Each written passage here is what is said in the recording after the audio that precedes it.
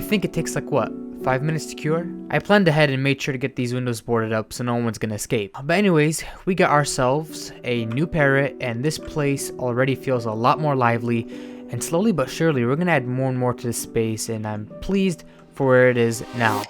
Anyways, these two are about the same when it comes to speed and health. However, I would like to try to get one maxed out, seeing as the plan for this area is to promote more land travel, and I think if we could get ourselves a maxed out horse, that'll help a lot with getting around. I'm planning on building some sort of small shed to house these guys. I don't know, maybe somewhere around there.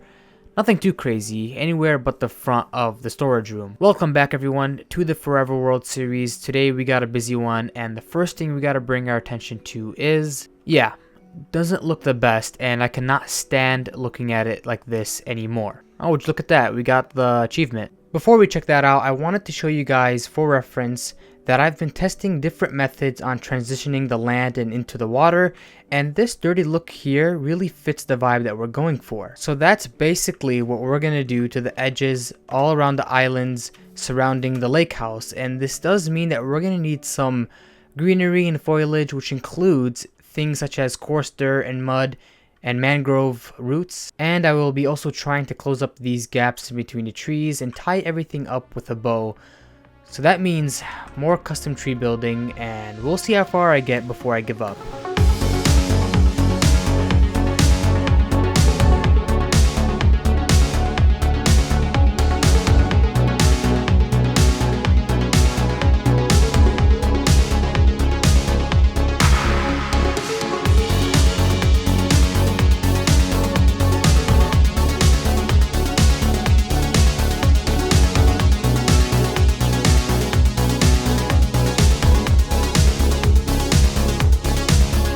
Man, what a difference that has made. This took a lot longer than it needed. Take a look at this. It's absolutely unrecognizable. Ignore the unfinished lake situation, but it's actually starting to feel a lot like a swamp now, and I absolutely love this little fishing dock that extends into the lake here, and that takes us into this little shed back here.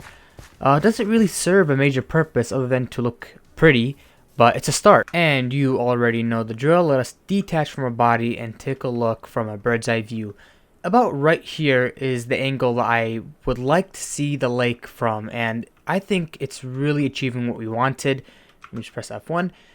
Yeah, I mean, this is pretty much it. Apart from, like I mentioned, just changing the flooring here, I've kind of already started planning that out and how I want that to look, but we got ourselves a swamp. Here, we will build a stable to house any and all other sorts of land travel, either it's by camels or llama or anything that's worth keeping. And yes, I am planning my builds with dirt. It does feel excluded and kind of put off to the side from everything that we've built so far, but that's for a reason, and that's because we haven't yet expanded the build yet, and what I'm planning is in the future is possibly adding some sort of forest here, and so this will feel a lot more inclusive once we start to add more builds around. But the plan is going to be very simple. This is a smaller build, and it's just going to require a lot of gray blocks. A majority of those blocks being dead coral, which is not the easiest thing to get. So you know what that means. We're going on a little bit of a trip.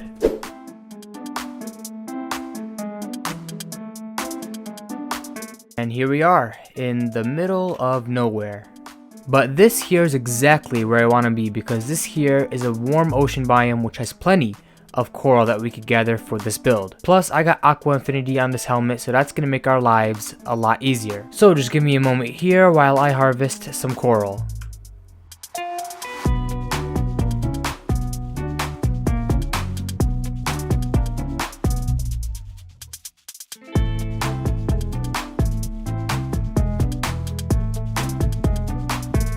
Okay, so we have just about wrapped up our gathering of these coral blocks, and I think they're a pretty good alternative to some stones such as andesite, because they look a lot alike. I mean, they're almost the same color here, and I think this would look great for the build. Also, I noticed a little shipwreck here. Okay, ready? Gotta hold our breath. Let's go. I never really ever have much luck with these. Okay, let's see what we got here. Whole bunch of, oh wait, hold on. We got some templates. Oh crap. Come on, come on. All right, nice. Okay, I've been doing some gathering and I think we're about ready to get started on this next build. Now, I don't know if we'll be able to finish the inside today, but we'll see what happens. Also, here we have the color block palette that we'll be using. You can tell we're going for more of that pale colored look, going for more darker to lighter shades of gray with a little bit of green in the middle to help transition those colors throughout the build better. And then we're going to go for more of a darker roof, which will mainly be composed of deep slate tiles, giving it that realistic rundown look. Hopefully this turns out good. I'm going to get started now.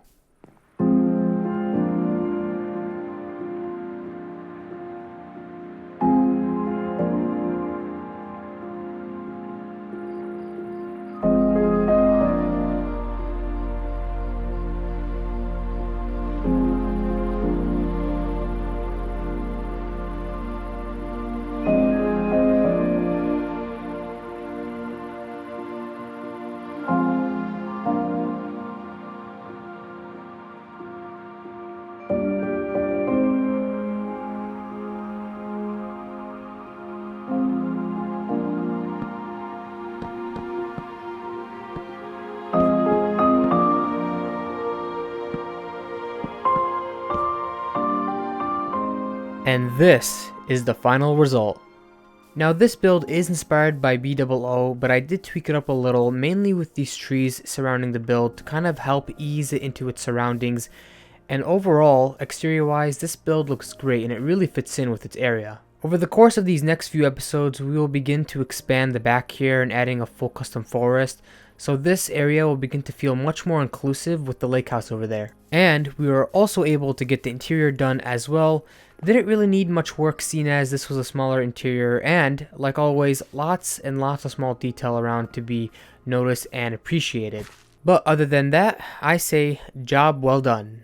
Hey, so remember this guy? So he has cured into a normal villager now, but the only issue is I would not like him to stay here because I have some plans on what I want to do over this general area, which means we need to relocate this guy, and my current plan is to relocate him to this little shed over here just so he's kind of out of the way, and then possibly, I'm not sure yet, maybe we might have like a trading hall kind of stem downstairs, or maybe it's a separate building, but as of for now we just have this random shed, so why the hell not. Now I'm not quite sure how hard this is going to be, but it's worth a try.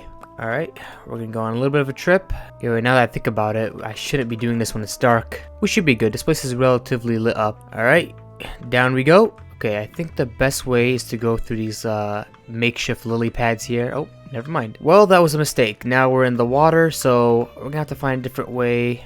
I don't know if there's any other way we could do this, but my plan right now is to probably dig some sort of trench. But at the same time, how will he... I got it. So what we're gonna do is we're gonna create some sort of path, so that way this villager has no other option but to take this path, and it will lead us straight into the shed right here. Get out of here. Oh nice, I got a head. Hey, that doesn't look too bad. Now, I'm pretty sure this is not the most efficient way to transport a villager, but this will have to do. Alright, let's imagine I was a villager. I would climb up here, turn over here. Of course, I'm going to make these walls like too high so that way, you know, he can't jump over it. Okay, and we should just about be done with this. Alright, and now we set the bait. So now this means as soon as we break the boat, he should just path find his way towards the bed, and we should be good. Alright, here goes nothing. Nice, nice. Straight into the shed. And perfect. Just like that, we got a villager trapped. How you liking it in there, bud? Good? I'm not quite sure how long this guy's going to be here, but temporarily until we could build a trading hall, this is where he's going to live. Alright, so now focusing our attention back to the lake. Now, as in right now where it stands, everything is going as planned and things are starting to look good. Hello there. The only thing that's left is to kind of cover up all of this down here because it doesn't look the nicest, and I always imagined a shallow lake. The only issue is I'm not quite sure if I would like to make the lake floor here be mud or made out of coarse dirt, but I'm leaning more towards mud because mud seems to really blend in much better than coarse dirt. So the plan here is kind of a rinse and repeat, and my plan here is to just kind of collect the water from the lake, from the cauldron, and kind of just start creating my own mud blocks and placing them however I would like to. Originally I just kind of wanted to replace, like, change the dirt from the floor to mud, but you're not going to achieve the look you want. So essentially, we're just going to splash a whole bunch of water bottles on these and just harvest them and rinse and repeat. So let me just quickly do that and I'll be right back.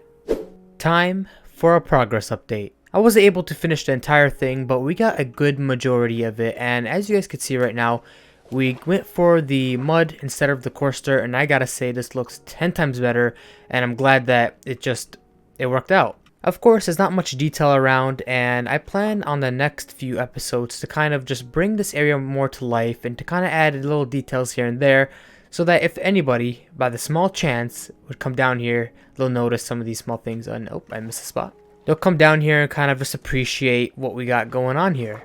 But for the most part, I think I did a pretty good job transitioning in from the land and into the water gradually. And like I mentioned, I'll come back sometime later and add like some sort of gradient to this pattern here and kind of add more texture. And this place will just about be done. But that just about wraps up our episode for today. I know this was a quick one, but that's because we have plans, big plans for our next episode. And it just has to do with trees and this entire area. If you could put 2 and 2 together, you could probably guess what we're about to do. But that's going to require a lot of materials, and I've already gone ahead and gotten started on collecting those. But we did some good progress in this episode, and I'm really happy the way this stable turned out, and it's a lot better than keeping horses parked outside my house. And like always, if you guys have any additional suggestions for what we should do with the lake house or the lake itself, be sure to keep it in the comments down below, and we'll see what we could do. But with that said, my name is Ultra161, and I'll see you guys in the next one.